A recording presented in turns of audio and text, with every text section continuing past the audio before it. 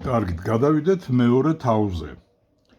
მეორე თავის დასახელებაა დინამიკის საფუძვლები. მეორე თავის მე-7 პარაგრაფი, ესე იგი ეგ არის მეორე თავში პირველი პარაგრაფი, ნიუტონის პირველი კანონი, სხეულის მასა და ძალა. 112 ამოცანა. ახსენით, რომელ სხეულთა მოქმედება კომპენსირდება შემდეგ შემთხვევებში. პირველი წყალქვეშა ნავი გაჩერებულია წყალში. წარმოვიდგინოთ, რომ ეს არის თქვა წყლის ზედაპირი, ეს თქვა ფსკერი არის და ეს არის თქვა წყალქვეშა ნავი. ამ წყალქვეშა ნავზე მოქმედებს პირველ რიგში დედამიწის მიზიდულობის ძალა, რომელიც mg-ი აღინიშნება და მეორე არის, ესე იგი, ამონგდები ძალა, F ამონგდები. აი ამ ორი ძალის კომპენსირებას აქვს ადგილი. მეორე, წყალქვეშა ნავი მყარ გრუნტზე ძევს. იგივე სიტუაცია არის განსხვავებით. ის განსხვავება არის, რომ ეხლა წყალქვეშა ნავი გრუნტზე დევს. აი ეს არის გრუნტი, დედამიწის ზედაპირი არის, როგორც აქ. ახლა რა ძალები მოქმედებენ ამაზე. ცხადია სიმძიმის ძალა როგორც მოქმედებდა, იმოქმედებს. ეხლა რადგან ეს დევს გრუნტზე, ესე იგი ეს აწვება გრუნტს, ამიტომ გრუნტიც მოქმედებს ეგრეთ წოდებული რეაქციის ძალით, N-ით. და ცხადია კიდე ამონგდები ძალა არის, ესე იგი მესამე F ამონგდები.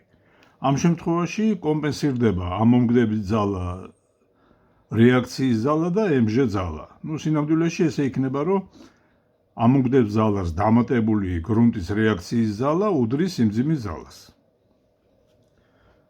113 ამოცანა. პარაშუტისტი დაშვებისას მოძრაობს წრფივად და თანაბრად. ახსენით, რომელ სხეულთა მოქმედება კომპენსირდება.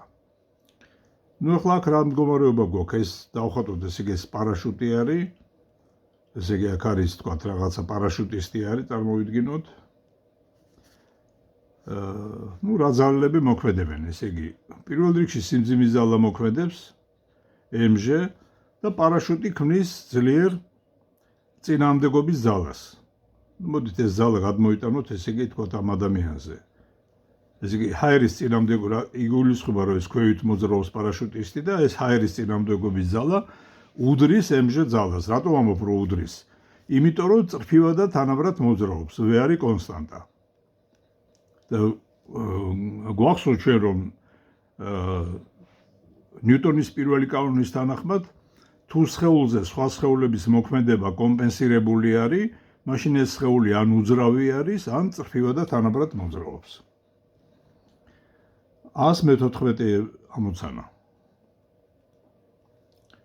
ბიჭს უჭირავს ძაბზე გამობმული წყალბადით ავსებული ბუშტი. რა მოქმედებები ურთიერთ კომპენსირებულია? სხვადასხვა ვარიანტში. ისე იგი წარმოვიდგინოთ, რომ ეს არის ბუშტი, აგერ ეს არის ძაფი და რომელიც თქვა აი ხელში უჭირავს, ესე იგი ბავშვს. ეს სამაგრეისავით წარმოვიდგინოთ. ბუშტზე რა ძალები მოქმედებენ? მოქმედებს, ცხადია ბუშტის სიმძიმის ძალა, რომელიც სინამდვილეში ძალიან პატარა არის, მაგრამ დავხატოთ, რომ ქვევით მოქმედებს mg. აი ამ თოკის დაჭიმულობის ძალა მოქმედებს კიდე, მოდი საუნიშნოთ T და მოქმედებს ამონგდები ძალა, F ამონგდები. და ეს იყო mg ძალა. და აი ამ სამი ძალის მოქმედება კომპენსირებული არის. რადგან ეს ბუშტი იმყოფება უძრავ მდგომარეობაში. შემდეგი კითხვა იყო, რომ ბიჭმა ხელი გაუშვა ძაბს. რატომ დაიწყო ბუშტმა აჩქარებული მოძრაობა?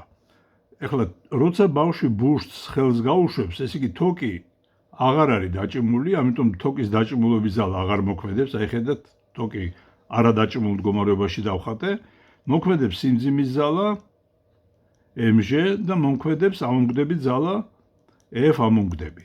და როგორც ჩანს კი ეგრე არის, ამონგდები ძალა F ამონგდები მეტი არის ვიდრე სიმძიმის ძალა mg, ამიტომ ამ ორი ძალის ტოლქმედი ძალა ზევით იქნება მიმართული, რომელიც არ არის კომპენსირებული და ამიტომაც აჩქარებულად დაიწყებს მოძრაობას. 115 ამოცანა. შეუძლია თუ არა ავტომობილს გამორთული ძრავი თანაბრად მოძრაობა. ჰორიზონტალურ გზაზე თუ მანქანა ძრავს გამორთავს, ცხადია ის თანაბრად ვერ იმოძრავებს, მაგრამ თუ მანქანა დახრილ სიბრტყეზე მოძრაობს, აი თქვა ქვევიდან ზევით, ხო? აი ამ მიმართულებით თუ მოძრაობს, მაშინ შესაძლებელია რომ თანაბრად იმოძრაოს. ახლა ამ შემთხვევაში რა ძალები აკომპენსირებენ ერთმანეთს. ეს არის ეგრეთ წოდებული აი სიმძიმის ზალის ის მდგენელი არის, რომ ამაზე ჩვენ მე დაწურლებით გვექნება საუბარი, რომელიც დახრილი სიბრტყის პარალელური არის, ამას ზოგჯერ ჩამომასრიელებელ ძალას უწოდებენ და მეორე არის წინამდებობის ზალა. აი ეს ორი ძალა თუ დააკომპენსირებს ერთმანეთს, ამას შეუძლია თანაბრად იმოძრაოს.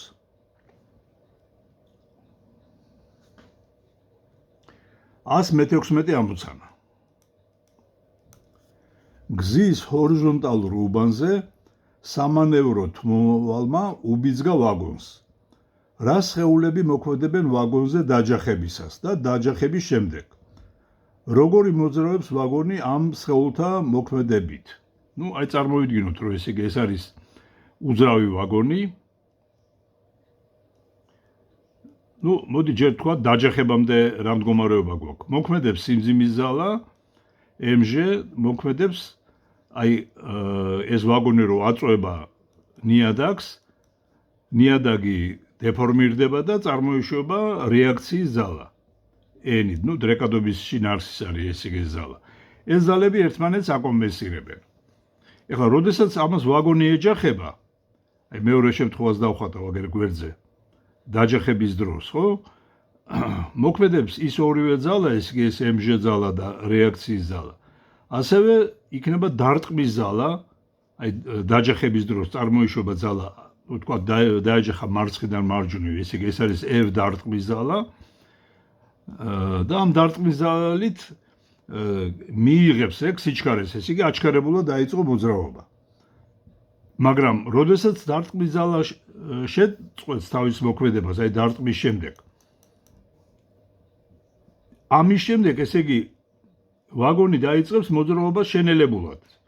რატომ? იმიტომ რომ მე ესე იგი იმოქმედებს ახლა კიდე აი მოძრაობა აქეთ V სიჩქარით, დარტყმის ზალა შეწყდა უკვე, ამან შეიძინა სიჩქარე, მაგრამ მე დაიწყებს შენელებულად მოძრაობას, იმიტომ რომ წარმოიშობა წინამდებობის ზალა.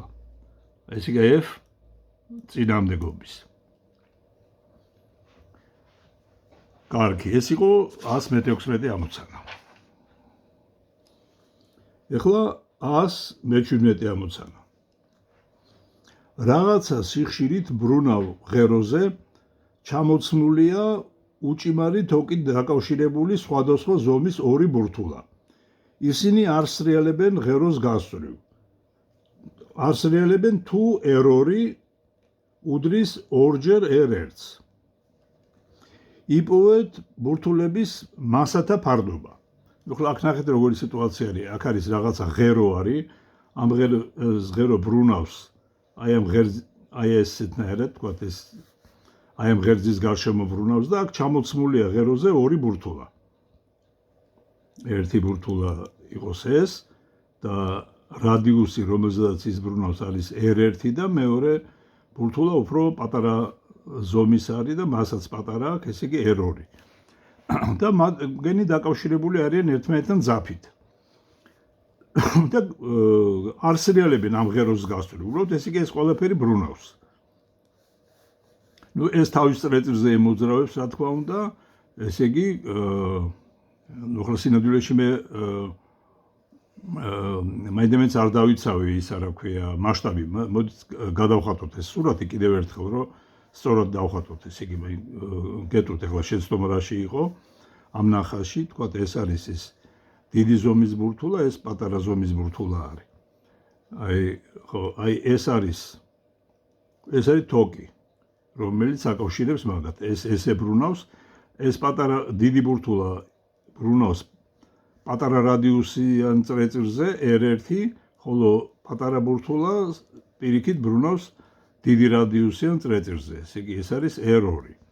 ეხლა ეს ბურთულები ურთიერთქმედებენ ძაფის მეშვეობით. ურთიერთქმედების დროს ჩვენ ვიცით, რომ სრულდება ეგეთი პირობა. ორი სხეული თუ არის, ესე იგი M1 A1 უდრის M2 A2. ესე იგი M1 არის პირველი სხეულის მასა, A1 არის მისი აჩქარება, M2 არის მეორე სხეულის მასა, A2 არის მისი აჩქარება.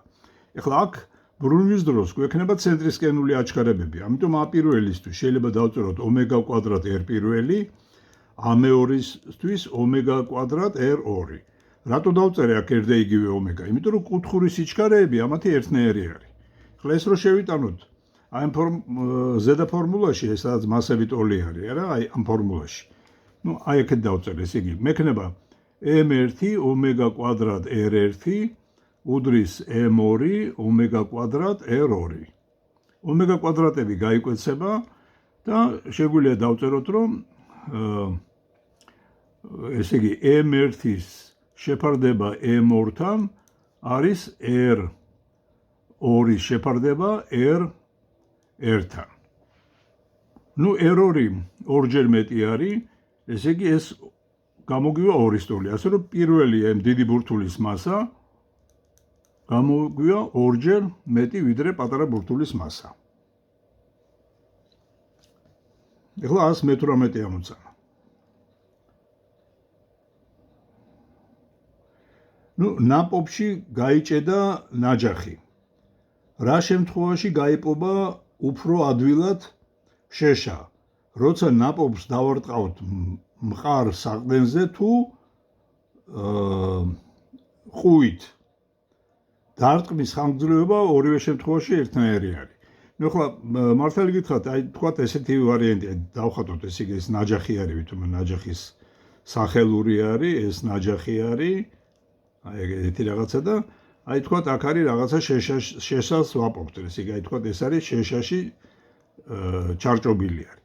ახლა სინამდვილეში ეს დამოკიდებულია იმაზე, რომ ესე იგი შეშის მასა თუ დიდი არის ვიდრე ნაჯახის მასა, მაშინ ჯობია რომ ეს ამოვაბრუნოთ ნაჯახი და აი ესეთნაირად დავარტყათ, ესე იგი ყუით. აი თქვათ ესე იყოს. ეს იყო ეს ნაჯახი და აი ამით მივარტყათ რაღაცა საყდენს. რატო? იმიტომ რომ ამისი მასა რადგან დიდი არის, ეს დარტყმის დროს, ნუ ახლა ამას თავიდან რაღაც სიჩქარით მოდიოდა და მე დიდი აჩქარება ექნება და ინერციით ცდილობს ესე იგი გააგრძელოს ესე იგი თავისი მოძრაობა, ამიტომ უფრო ადვილად გაიპობა ვიდრე ამ შემთხვევაში. იმიტომ რომ ახლა აქ ჩვენ ერთად უნდა ავწიოთ ესე იგი ეს გაჭედილი როცა არის, ხო? ერთად ავწევ და დავარტყავთ ქვევით, ახლა ამისი მასა პატარა არის შეშასთან შედარებით, შეშის მასასთან შედარებით, ამიტომ ამის ინერცია არ იქნება საკმარისი, რომ ეს გააგრძელოს ამან მოძრაობა. აი მარტივად შეიძლება ეგეთ რაღაცა ვთქვათ. კარგით, ახლა 119 ამოცანა.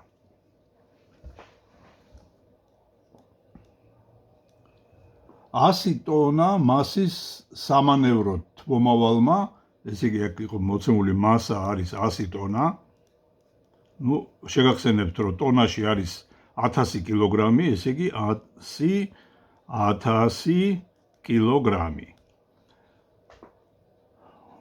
უბიძგა უძრავ ვაგონს. ურთიერთქმედებისას ვაგონის აჩქარება 5-ჯერ მეტი იყო თბომავლის აჩქარებაზე. ესე იგი A ვაგონის არის 5-ჯერ A თბომავლის. იპოვეთ ვაგონის მასა. M ვაგონის უდრის კითხვის ნიშანს. ეს იყო მასა თბომავლის მასა იყო. ნუ რადგან ისევ ორი სხეულის ურთიერთქმედება გვაქვს, ურთიერთქმედებისას ვიცით, რომ სრულდება პირობა. M1 A1 უდრის M2 A2-ს. ნუ ეხლა ნუ მოდით ესე იგი M თბომავლის A თბომავალზე უდრის M ვაგონის A ვაგონზე. ეხლა გითხრეს, რომ ვაგონის აჩქარება 5-ჯერ მეტი არის. ესე იგი M თბომავლის A თბომავლისაზე უდრის M ვაგონის 5-ჯერ A თბომავლის. ეს თბომავლის აჩქარებები გაიკვეცება და M ვაგონის გამოვა m-თ მომავლისა გაყოფილი 5-ზე. ნუ ეს იგი 5-ჯერ ნაკლები ყოფილა ვაგონის მასა თბომოვლის მასაზე.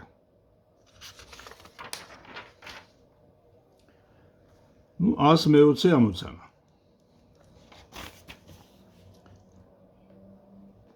შეადარეთ ფოლადის ორი სხეულის აჩქარებები დაჯახებისას.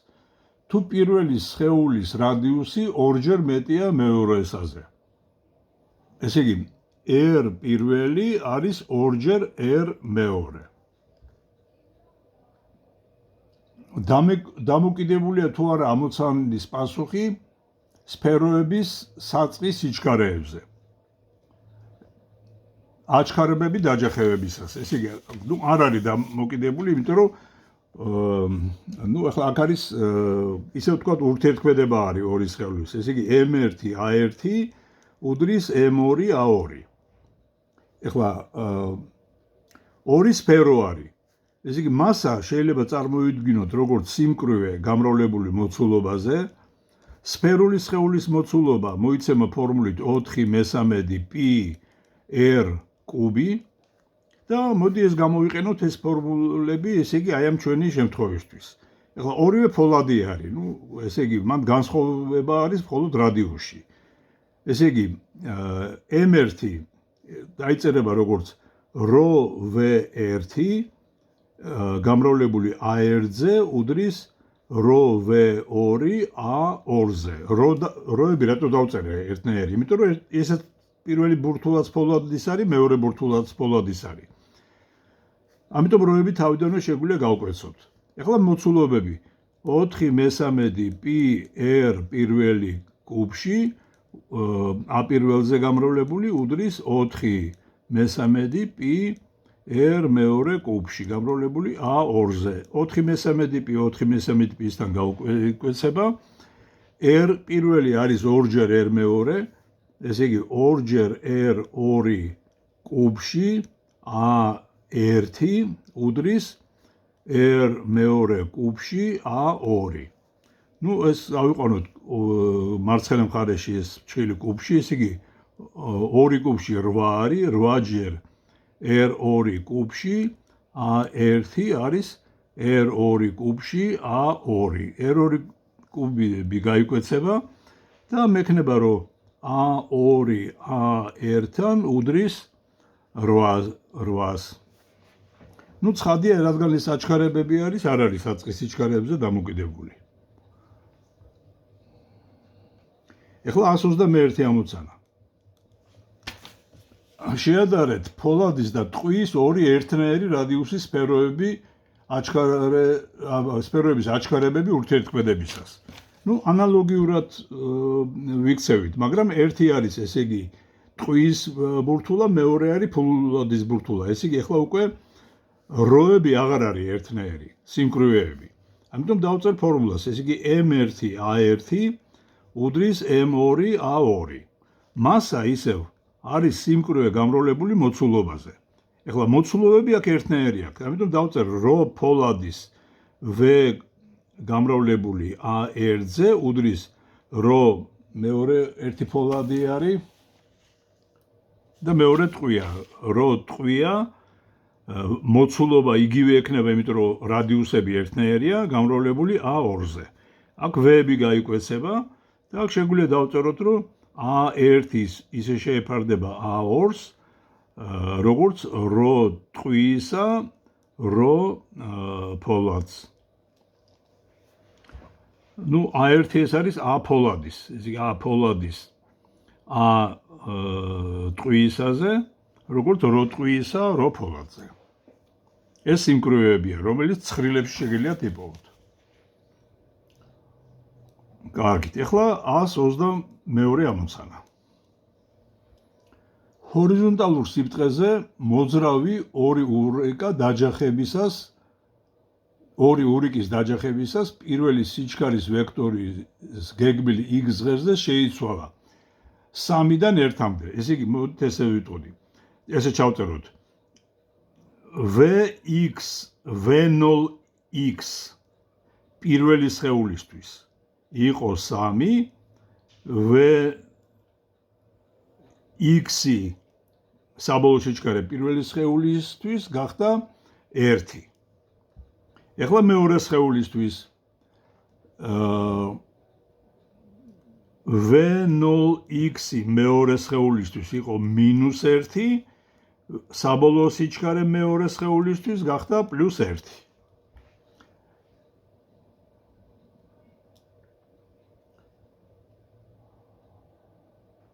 x ღერძი დაკავშირებულია დედამიწასთან, მიმართულია ჰორიზონტალურად და მისი დადებითი მიმართულება ემთხვევა პირველი ურიკას საწყის სიჩქარის ვექტორის მიმართულებას. აღწერეთ ურიკების მოძრაობა ურთიერთქმედებამდე ურთიერთქმედების შეადარეთ მათი მასები. ეხლა შეგვიძლია ჩვენ ეს დავხոտოთ, ესე იგი სურათი ესეთნაირად. ეს არის ჰორიზონტალური ზედაპირი, სადაც ბურთულები მოძრაობდნენ. ეს არის პირველი ურიკა. მოძრაობდა მარცხნიდან მარჯვნივ. მისი საწყისი სიჩქარე იყო V0x პირველი, რომელიც უდრიდა 3-ს. ეხლა მეორე ურიკა, შეხედეთ, ეს იყოს მეორე ურიკა. ის მოძრაობდა მარჯვნიდან მარცხნივ, იმიტომ რომ მისი საწყისი სიჩქარე -1 იყო. ეს თუ დადებითი მიმართულება არის x ღერძის, ეს იგი რადგან ამის სიჩქარე -1 არის, ეს ნიშნავს, რომ აქეთ მოძრაობდა. ეს პირიქით აქეთ მოძრაობდა. ესეთი სურათი იყო დაჯახებამდე. დაჯახების შემდეგ, ახლა სიტუაცია გვექნება ესეთი. პირველ ურიკამ შეანელა თავისი სიჩქარე, მაგრამ ისევ იგივე მიმართულებით მოძრაობს და მეორე ურიკამ დაჯახების შემდეგ ამოძრავდა იგივე x დადებითი ღერძის მიმართულებით. ახლა ისე ვწერთ ამ ფორმულას, ესე იგი m1a1 უდრის m2a2. ჩავწეროთ, ესე იგი m1a პირველი ეგ არის ესე იგი საბოლოო სიჩქარეს გამოკლებული საწყის სიჩქარე. ესე იგი 3-ს -1 გაყოფილი t-ზე, ეს რაღაცა t-ი აღნიშნოთ დაჯახების დრო. ეს უდრის m2 აქ მოდული თავიღოთ, ესე იგი მოდული -1 minus საწყის სიჩქარე. იგივე t-ზე. აქ t-ები გაიკვეცება. ეხლა აქ რა გვექნება? m1 2-ზე უდრის, ეხლა აქ საბოლოო სიჩქარე გამოკლებული საწყისი -2 არის, მაგრამ მოდულში ისევ 2 არის. m2 2-ზე. ეს ცვლილებებიც გაიკვეცება და გამოგვივა, რომ თურმე მასები ტოლი არის. ხოლო როგორ იმოძრავებენ? დაჯახებამდე როგორ მოძრაობდნენ და დაჯახების შემდეგ ეს სურათზე დავხატეთ. კარგით, შემდეგი ამოცანა.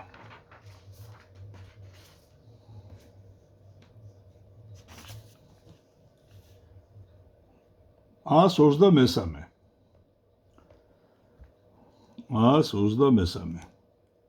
400 გრამი და ესე იგი m1 არის 400 გრამი. კილოგრამებში 0,4 კილოგრამი არის და მეორე სხეული არის m2 არის 600 გრამი. ეს არის 0,6 კილოგრამი. მასის ორი სხეული მოძრაობდა შემხედრი მიმართულებით და დაჯახების შემდეგ გაჩერდა. იპოვეთ მეორე სხეულის სიჩქარე თუ პირველი მოძრაობდა 3 მეტრ წამი სიჩქარით.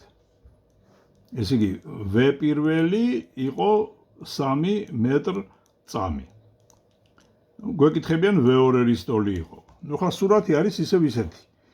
თქვათ ერთი სხეული მოძრაობდა მარცხნიდან მარჯვნივ, x ღერძის თანმხედრი მიმართულებით და ვიცით, რომ V პირველი იყო მის სიჩქარე, მეორე მოძრაობდა V2 სიჩქარით შემხედრი მიმართულებით. დაჯახების შემდეგ ორივე სხეული გაჩერდა. ისე ურთიერთქმედებას აქვს ადგილი, ამიტომ m1a1 უდრის m2a2-ს. ეხლა აქ, რადგან გაჩერდნენ სხეულები, საბოლოო სიჩქარეები, როგორც პირველი სხეულისთვის, ასევე მეორე სხეულისთვის 0-ის ტოლია. ეს იგი V საბოლოო უდრის 0-ს. და თქვათ ეს ურთიერთქმედება მოხდა რაღაცა t დროში. ახლა აჩქარება a პირველი იქნება a პირველი მოდული იქნება საბოლოო სიჩქარეს 0-ს გამოკლებული V პირველი გაყოფილი T-ზე, ამის მოდული პირველი მეორე სხეულის სიჩქარე აჩქარება უკაცრავად მისი სიდიდე იქნება საბოლოო სიჩქარე 0-ს მინუს V2 გაყოფილი T-ზე ისევ მოდულში და გვექნება ეს T-ები და გაიკვეცება აქ რო შევიდა და მექნება ეგეთ ფორმულა M1 V1 უდრის M2 V2-ს. აქედან V2 შეიძლება ვიპოვოთ, მექნება M1 V1 გაყოფილი M2-ზე. ნუ ესე იგი 0.4 3-ზე 0.6-ზე. ნუ ეს გაიკვეცება, ესეც იკვეცება, გამოვა 2 და 2 მეტრი წამში გამომივა სიჩქარე. როცა ადვილი რიცხვები არის, იმას გამოვითვლი მე. კარგით, 124 ამოცანა. 60 ტონა მასის ვაგონი, ნუ M არის 60 ტონა, 0.3 მეტრ სიჩქარით უახლოვდება უძრავ ბაქანს. ესე იგი V არის, ესე იგი 0.3 მეტრი წამში. და ეჯახება ბუფერებით. დაჯახების შემდეგ ბაქანი ამოძრავდა 0.4 ნუ მოდი ეს აღნიშნოთ M1 V1. ბაქანი M1 იყო მასშტაბი მოძრავი ვაგონის მასა, V1 არის ამ ვაგონის საწყისი სიჩქარე.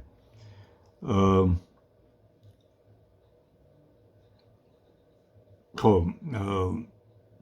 დაჯახების შემდეგ ის უძრავი ბაქანი ამოძრავდა 0.4 მეტრ წამს სიჩქარით.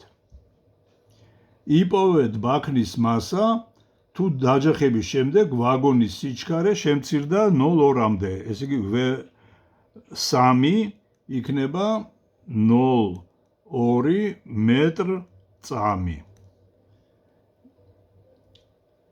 იპოვეთ ბაქნის მასა. ესე იგი M2-ს გვეკითხებიან. სარგებლობ იგივე ფორმულით M1 A1 უდრის M2 A2, ამას დავწერ ორივე სხეულებისთვის, ესე იგი M1 A1 იქნება საბოლოო სიჩქარე არის V3-ს მინუს საწყის სიჩქარე V1 შეფარდებული T-ზე, ეს უდრის M2 ბაქანის სიჩქარე იქნება 0, ესე იგი V2 უბრალოდ ესე V2 მინუს 0, იმიტომ რომ ეს უძრავი იყო. გაყოფილი T-ზე. ნუ T-ები გაიკვეცება და ეხლა ნახოთ რა გამოგვივა. M1 არის, ეგ შეგვიძლია ტონებში დავწეროთ, იმიტომ რომ პასუხს ტონაში მივიღებთ. 60 აქ არის 0.2-ს გამოკლებული 0.3, ნუ აქ არ დაგვავიწყდეთ ეს, რომ აქ მოდულებში უნდა იყოს ეს სიდიდეები. ნუ T-ზე მოდით მე გავკვეცავ, არის M2, ესე იგი საბოლოო სიჩქარე არის 0.2 მინუს 0 შეფარდებული T-სთან. ნუ აი აქ მოდით გავკვეცოთ T-ები. ეს არის 60 0.1-ზე უდრის M2 0.2-ზე. ანუ M2 ტოლი გამოვა 60 0.1 გაყოფილი 0.2-ზე. ნუ ეს ერთი მეორედია, გამოვა 30 ტონა.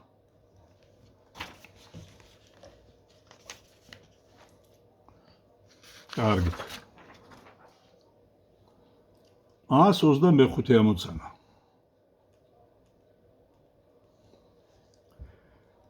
ფეხბურთელის დარტყმის შემდეგ ბურთი მოძრაობს ვერტიკალურად ზევით. დაასახელეთ და ერთმანეთს შეადარეთ ბურთზე მოქმედი ძალები. დარტყმის მომენტში. ნუ წარმოვიდგინოთ, რომ ეს არის ბურთი, ეს არის ფეხსაცმელი რა, რომელიც ამ ბურთს ურტყავს. ეს ქუსლია.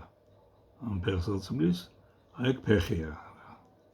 ესე იგი ურტყავს ქვევიდან ზევით. ნუ ბურთზე ცხადია მოქმედებს სიმძიმის ზალა და მოქმედებს დარტყმის ზალა. დარტყმის ზალა და ამიტომაც ეს ნუ ცხადია ეს ზალა მეტი არის ვიდრე MG ზალა. კი ბატონო, აქ შეიძლება თქვათ რომ ამოგდების ზალაც მოქმედებს ბურთზე, მაგრამ ეგ ძალიან უმნიშვნელო არის ესე იგი. იმაზე ლაპარაკი ზედმეტი არის ამ სეთამოცანებში. და ამიტომ ეს აჩქარებულად დარტყმის მომენტში აჩქარებულად იწყებს მოძრაობას. ეს დარტყმის მომენტში. ეხლა ბურთის ზევით მოძრაობის დროს ეს დარტყმის მომენტი იყო. ზევით რომ მოძრაობს, მოქმედებს სიმძიმის ზალა MG და წინააღმდეგობის ზალა ჰაერის წინააღმდეგობის ზალა. ამ ორი ძალის შედეგად ესე იგი შენელებულად იწყებს მოძრაობას. ეხლა ბურთის ვარდნისას რა მდგომარეობა გვაქვს? იმიტომ რომ ეს სიჩქარე ზევით რადგან იყო მიმართული, წინააღმდეგობის ზალა ქვევით იქნება მიმართული. ეხლა როდესაც ქვევით ეშვება ბურთი, მოქმედებს ქვევით სიმძიმის ზალა MG და მოქმედებს ჰაერის წინააღმდეგობის ზალა რომელმაც ეხლა შეიცვალა მიმართულება, იმიტომ რომ სიჩქარე საწინააღმდეგოდ იქნება. და დედამიწაზე დაცემის მომენტში, აი ეს დედამიწა არის. აქ უკვე ფაქტურად სიჩქარე უქრება ამას, ესე იგი მოქმედებს ქვევით სიმძიმის ზალა და აი გრუნტის მხრიდან რეაქციის ზალა N. ეს ყველა ის ზალები, რომელიც სხვადასხვა მომენტში, სხვადასხვა დროს ამ ბურთზე იმოქმედებს.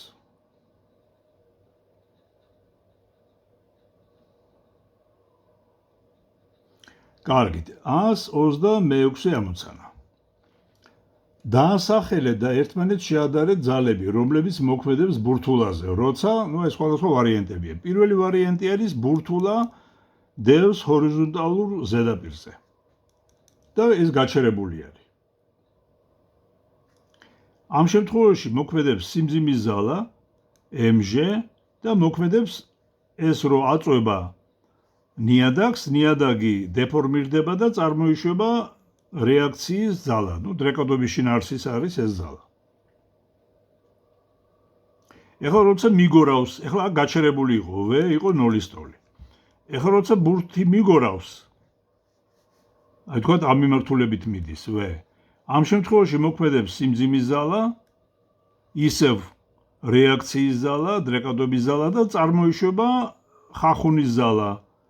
ხახუნის ზალა, რომელიც სიჩქარის საწინააღმდეგოდ არის. ხედავთ, აი სიჩქარე აქეთ არის, მარცხნიდან მარჯვნივ ხახუნის ზალა. ეხლა ვარდება მაგიდიდან.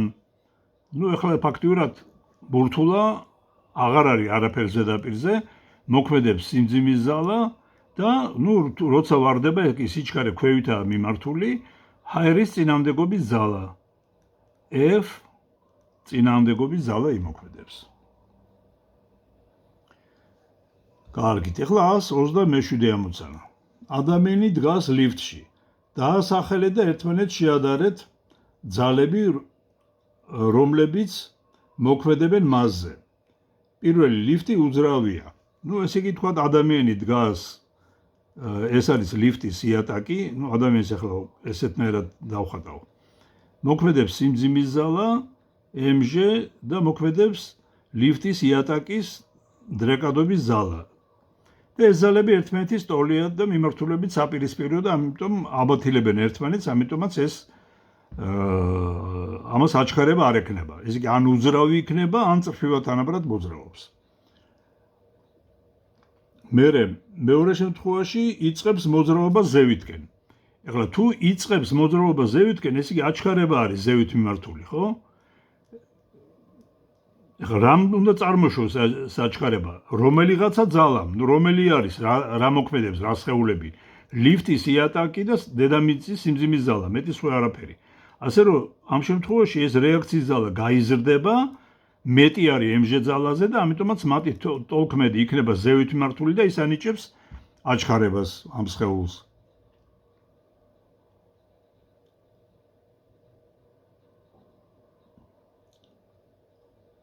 ეხლა ეს იმ შემთხვევაში ეს დავხატე მე მოძრაობის დაწყებისას. ეხლა თუ ეს თანაბრად მოძრაობს, ესე იგი აჩქარება 0-ის ტოლი არის, მაგრამ მოძრაობს ზევით. ხო, მაშინ იგივე სიტუაცია იქნება, რაც პირველ შემთხვევაში. სიმძიმის ზალა და რეაქციის ზალა და ეგენი ერთმანეთის ტოლია. რო არ ყოფილიყო ტოლი, ეს ნიშნავს, რომ ტოლქმედი იქნებოდა ან ზევით მიმართული, ან ქვევით და ამიტომ აჩქარება ექნებოდა რაღაცა მიმართულებით ამას. ეხლა, როდესაც ანელებს მოძრაობას, ეს იგი მოძრაობდა ზევით და ანელებს მოძრაობას. ეს იგი მოქმედებს სიმძიმის ზალა და მოქმედებს რეაქციის ზალა. მოძრაობდა ზევით და ანელებდა, ეს ნიშნავს, რომ აჩქარება ქვევითაა მიმართული. აი ეს არის აჩქარება ქვევით. ქვევით რადგან არის, ეხლა M-ჟ ზალა მეტი არის აი ამ რეაქციის ზალაზე. რეაქციის ზალაზე და ამიტომაც იქნება აჩქარება ქვევით მიმართული. ხო, ნუ ეხლა 122 ამოცანა. დაასახელეთ და ერთმანეთს შეადარეთ ავტომობილზე მოქმედი ძალები. როცა ავტომობილი დგას უძრავად გზის ჰორიზონტალურ უბანზე. აი თქვათ ავტომობილი ჰორიზონტალურ უბანზე დგას უძრავად. ესე იგი მოქმედებს სიმძიმის ზალა და დრეკადობის ზალა, რომლებიც ერთმანეთის ტოლია, მიმართულებით საპირისპირო, ამიტომ ამ მიმართულებით არაფერი აჩქარება არ აქვს. ასევე ამ მიმართულებითაც არ აქვს არანაირი აჩქარება. და იმიტომ რომ ამ მიმართულებით არაფერი ძალა არ არის. ეს პირველი შემთხვევა იყო. ეხლა მეორე შემთხვევა. ავტომობილი იძურის ადგილიდან. ეხლა ადგილიდან რო დაიძრას ავტომობილმა, უნდა ჩაერთოს წევის ზალა, F წევის ზალა. ისევ მოქმედებს, რა თქმა უნდა, სიმძიმის ზალა და რეაქციის ზალა და ესენი ისევ იგივენაირები არის, აქ არაფერი არ შეიცვლება. მაგრამ იმოქმედებს წევის ზალა და ნელ-ნელა იწყებს მოქმედებას ხახუნის ზალაც.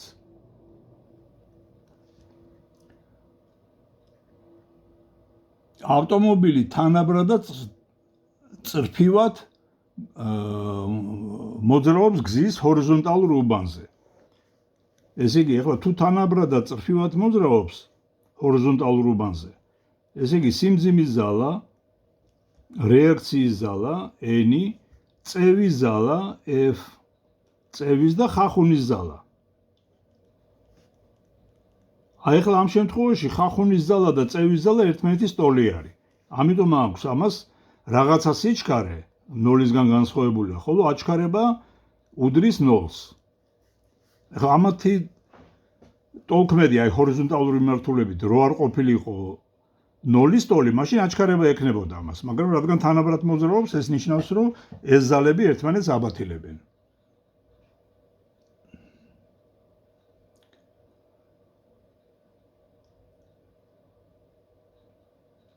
ეხლა შემდეგი კითხვა არის, მოძრაობს თანაბრად და გადის ამოზნექილი ხიდის შუა წერტილს. აი შეხედეთ, აი თქვათ ეს არის რაღაცა ხიდი და ამოზნექილი ხიდის შუა წერტილზე იმყოფება ეს ავტომანქანა. ეხლა ნახეთ რა შეასაქმე. მოქმედებს, რა თქმა უნდა, ხო, ერთ წავიკითხო. ხო, ნუ ისევ თქვათ არის წევის ზალა არის ხახუნის ზალა არის სიმძიმის ზალა და არის რეაქციის ზალა N, მაგრამ ეხლა ნახეთ, რადგან ეს მრუწილულ მოძრაობაზე ტრაექტორიაზე მოძრაობს, აგრესიის ცენტრი ამ წრეწირის ამოზნექილი ნაწილის უბანი რო წარმოიდგინოთ წრეწირის ნაწილად, აი ეს არის იმის ცენტრი. აი ამ მიმართულებით უნდა იყოს ცენტრისკენული აჩქარება. აი ეს ცენტრისკენული აჩქარება შეიძლება შექმნას M-ჟ ძალის და N ძალის ტოლქმედმა. ესე იგი M-ჟ მეტი არის აქ N-ზე და ამიტომ წარმოიშვება აი ქვევით მიმართული ცენტრისკენული ძალა. ცენტრისკენული აჩქარება უკაცრავად.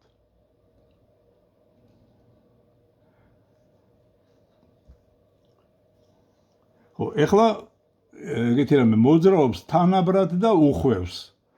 ეხლა აქ შეიძლება იცით დავხატოთ, მოდით Z-ხედი. ესე იგი წარმოიდგინოთ, რომ აი ეს Z-ხედი არის. ესე იგი და აი ეს თქვათ ტრაექტორიას ვხატავ მე ესეთნაირად, რომ აი მოსახვევივით არის, ესე იგი აქა. ეხლა როცა უხვევს, ესე იგი აქ წარმოიშვება ხახუნის ზალა აქეთკენ მიმართული, რა ქვია, ცენტრისკენ. ეს Z-ხედია წარმოიდგინეთ, ესე იგი ну, უბრალოდ სიტყვიერად ახლა ამის დახატვა გამიჭირდება მე, უბრალოდ გეუბნებით, რომ ეს Z-ხედი რო წარმოვიდგინოთ, აი თუ ეს არის მოსახვევში მოძრაობა, აი ამ მოსახვევის ცენტრი, აი აქ არის სადღაც, ესე იგი აქ რაღაცა ძალა უნდა იყოს აქეთ მიმართული. ახლა რა თქმა უნდა, ეს სიმძიმის ძალა ვერ იქნება, იმიტომ რომ Z-ხედია, კიდევ ვიმეორებ, ეს არის მიმართული ვერტიკალურად ფურცლისადმი, დედამიწის მიზიდულობის ძალა, რეაქციის ძალა ესე არის და ახლა აი აქ რაღაცა ხახუნის მაგვარი ძალა უნდა წარმოიშვას. ეგ საიდან ჩანს? იმიტომ რომ აი წარმოიდგინეთ თქვენ რომ თუ მოლიპული გზა არის აბსოლუტურად, აი ყინული არის ესეთი მოლიპული და თუ ხახუნი არ იქნება, ყინულზე ვერც კი მოუხვევს მანქანა. ამიტომ ხახუნის ძალა უნდა იყოს, რომელმაც უნდა მიანიჭოს ცენტრისკენული აჩქარება.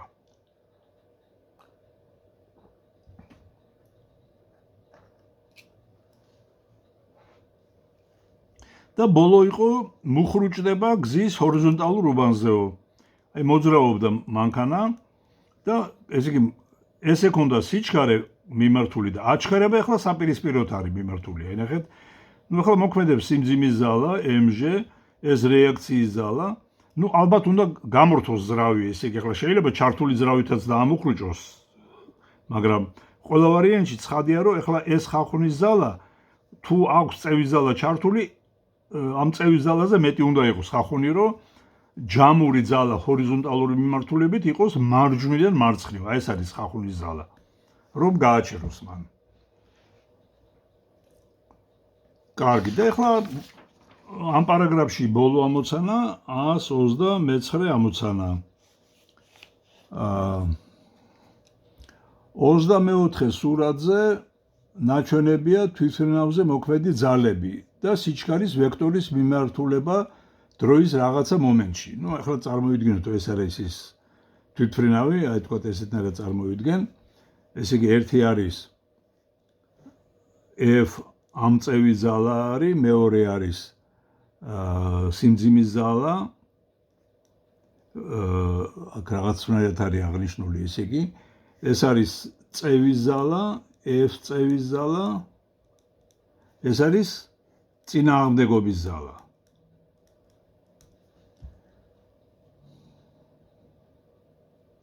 ნუ შუბლა წინააღმდეგობის ზალა ქვია მაგას. ამას ქვია ამწევის ზალა, აი ეს არის შუბლა წინააღმდეგობის ზალა, ეს არის წევის ზალა. ეხლა როგორ იმოძრავებს თვითმფრინავი სხვადასხვა ვარიანტში. ესე იგი თქვა პირველი ვარიანტი არის F ეს იყო F სიმძიმე, ხო? F სიმძიმის ზალა, F სიმძიმე უდრის F ამწევ ზალას. ნუ ცხადია ჰორიზონტალურად იმოძრავებს. თუ ეს, ნუ ახლა არ არის სავალდებულო ჰორიზონტალურად იყოს ბოდიში, მთავარი რომ ვერტიკალური მიმართულებით აჩქარება არ ექნება. ესე იგი, სიმძიმის ზალა უდრის ამწევ ზალას და წევის ზალა ეს F-ი უდრის წინააღმდეგობის ზალას. მაშინ თანაბარი მოძრაობა იქნება. ესე იგი, ეს ზალა ამას აბათილებს, ეს ამას აბათილებს. თანაბარი მოძრაობა იქნება. რა მიმართულებით არ ვიცი. ნებისმიერ მიმართულებით შეიძლება იყოს. მეორე შემთხვევაში ეს B შემთხვევა არის. წევის ზალა მეტი არის ვიდრე წინააღმდეგობის ზალა. ხოლო ეს ზალები ტოლი არისო. ესე იგი, მაშინ აჩქარებულად ჰორიზონტალური მიმართულებით იმოძრავებს. მესამე იყო რომ მესამე ვარიანტი არის სიმძიმის ზალა მეტი არის ვიდრე ამწევი ზალა, ხოლო წევის ზალა უდრის წინააღმდეგობის ზალას. ესე იგი, ეს ზალა ამას აბათილებს, ამ მიმართულებით აჩქარება არ აქვს.